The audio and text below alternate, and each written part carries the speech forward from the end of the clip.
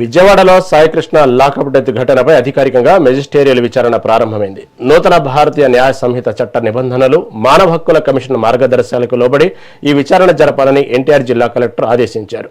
ఈ మేరకు Vijayawada sub collector కార్యాలయంలో విచారణ ప్రక్రియ ముమ్మరంగా కొనసాగుతుంది. ఈ ఘటనకు సంబంధించి ఎలాంటి సాక్ష్యాలున్నా విచారణాధికారికి సమర్పించాలని అధికారులు కోరారు. కాగా తమ వాంగ్మూలాన్ని ఇచ్చేందుకు సాయికృష్ణ తల్లి విజయలక్ష్మితో పాటు బాధిత కుటుంబ సభ్యులు సబ్ కలెక్టర్ కార్యాలయానికి చేరుకున్నారు. నా కొడుకు బూడిది ఎక్కడుందో నాకు కావాలి. అతను నడి రోడ్డు మీద పెట్రోల్ పోసుకుని చచ్చిపోతా.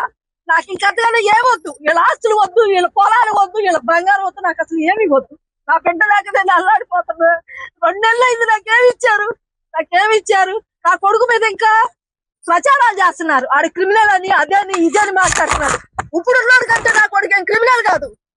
నా కొడుకు నిజాయితీగానే ఉన్నాడు. ఆ నిజాయితీ నచ్చక ఈ నాగరాజు తీసుకొచ్చి పైన అక్కడ పడుకోబెట్టి మేకులు కొట్టి అతి దారుణంగా చంపాడు. దేనికి చంపాడో, ఎందుకు చంపాడో, ఎవరెవరి పాత్ర ఉందో మీ అందరికీ కూడా బాధ్యత ఉంది. తీసుకురావాలి, బయటికి రాగాలి. అంతే. నేను ఇంకేం అడగను మిమ్మల్ని. నాకు చాలా బాధగా ఉంది. నేను ఉంటానో చచ్చిపోతాను నాకు తెలియదు అయ్యా. నా కొడుకు పూడి నాకు ఇప్పించండి చాలు. నాకు ఇంకేమీ వద్దు.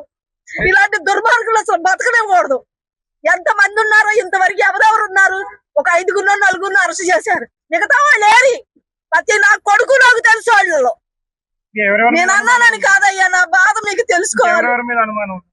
ఉన్నారుగా పోలీసు వాళ్ళు ఏరి? 4 5గురే వచ్చారే. మిగతా వాళ్ళు ఏరి? నా ఇంటికి వచ్చిన వాళ్ళు ఏరి?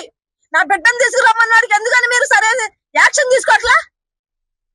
నా బిడ్డను తీసుకురమ్మన్నాడికి సరైన యాక్షన్ లేదు ఆడి మీద. నా బిడ్డను తీసుకొచ్చి, నా ఫోన్ తీసుకొని, నా బిడ్డను తీసుకొచ్చి కొట్టి కొట్టి కొట్టి ఈ స్టేషన్ వాళ్ళు ఆ స్టేషన్ వాళ్ళు కొట్టారు. దానికి కారణం ఏంటో మీరు లాగాలి, బయటికి లాగాలి. ఎందుకో తెలుసా? నేను ఏమీ చేయలేదు. ఆసుపత్రులని ఆడదాన్ని ఎక్కడికి వెళ్తాను చెప్పండి? ఎక్కడికి వెళ్ళగలను? ఎవరిని న్యాయం అడగలను అయ్యా? నేను నా బిడ్డ గుర్తొచ్చి నేను ఎక్కడికి వెళ్ళిపోతానేమో అనిపిస్తుంది నాకు. లెగొట్టలేదు నేను. కనీసం నేను ఒకటి అడుగుతున్నా. నాకు ఇక్కడ ఆస్తులు అంతస్తులు నాకేం వద్దు. నాకు ఇల్లు ఇచ్చే పొలాలు డబ్బు నాకు వద్దు. నా పిల్లోడు బూడి తిప్పించండి, నేను కార్యక్రమం చేసుకుంటా. నేను అంతకన్నా ఏం అడగట్లేదు. కానీ దీంట్లో ఉన్నాడు మాత్రం వదిలిపెట్టద్దు. నా పిల్లోడిని చిత్రవచ్చ చేసి కొట్టారు. ఎందుకు కొట్టారు ఏంటి అని కారణాలు లాగండి అయ్యా. వాళ్ళకి సరైన శిక్ష పడాలయ్యా. నాకెవరు ఇవ్వలేదయ్యా. దయచేసి మీరు అలాంటి మాటలు అనమాకండి. మాకెవరు డబ్బులు ఇవ్వలేదు. మా ఓడి అని ఏంటి గ్యారంటీ? ఇంకెంత మందిని చంపాడో ఈ చేత అయితే ఆడ తీసుకురండి. ఆడ నిజాలు తెలవాలి. ఆడు పోలీసోడు కాదు, పెద్ద క్రిమినల్. ఆడు ఇంతకు ముందు ఎంతమందిని చంపాడో ఆఖరికి మమ్మల్ని చంపడానికి కూడా ప్రయత్నిస్తున్నారు. ఎవరున్నారు? వీడికి బోర్డు అంత నెట్వర్క్ ఉంది బయట. ఎంతమందిని చంపుతావు? ఎంతమంది తీసుకొస్తా? ఎంతమందిని దానం చేస్తావు? ఏదో పాపం నీకు తగలదా? నీకు, నీ బిడ్డలకి అందరికీ తగులుద్ది. నా పిల్లాడిని ఇలా చేసి బతికుండగానే మేకులు కొట్టి ఇష్టం వచ్చినట్లు లాఠీలతో కొట్టించి వాళ్ళ అన్నం తింటలా పోలీసు వాళ్ళు? పెంట తింటున్నారా? వాళ్ళు తింటుంది అన్నమేగా.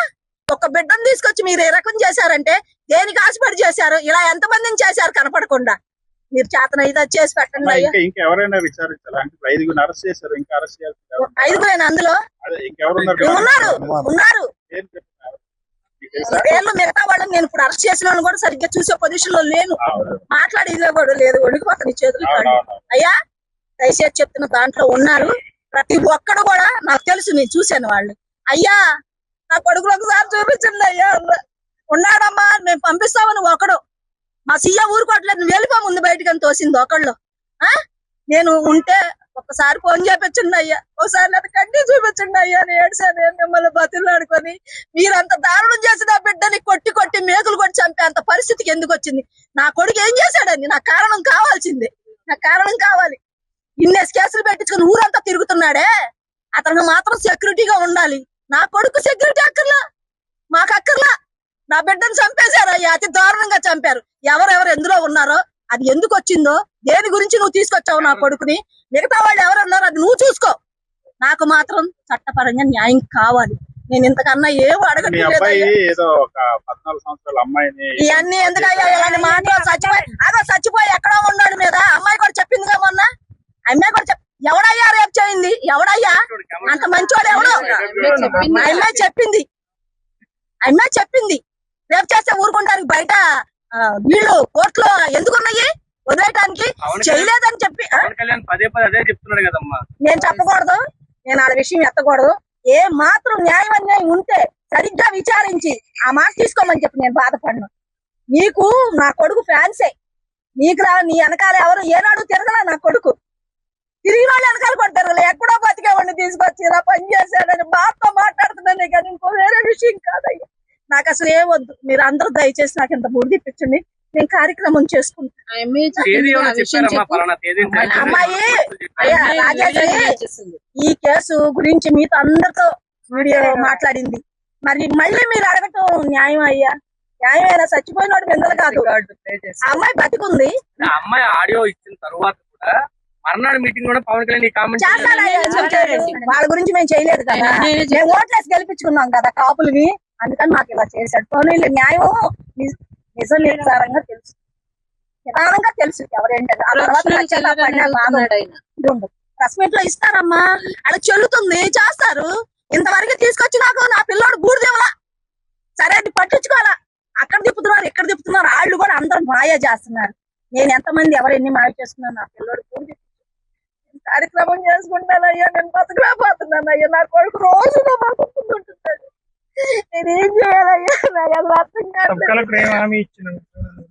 మళ్ళీ పిలుస్తానన్నారు, మళ్ళీ పిలుస్తారు. పిలిచిన తర్వాత మీకు నాకేమొద్దు, అంత బూడి తిప్పించండి, నా పిల్లడిది నాకు ఇప్పించండి చాలు. నాకు అసలు ఏమొద్దు, ఇంకా నేను వెళ్ళిపో.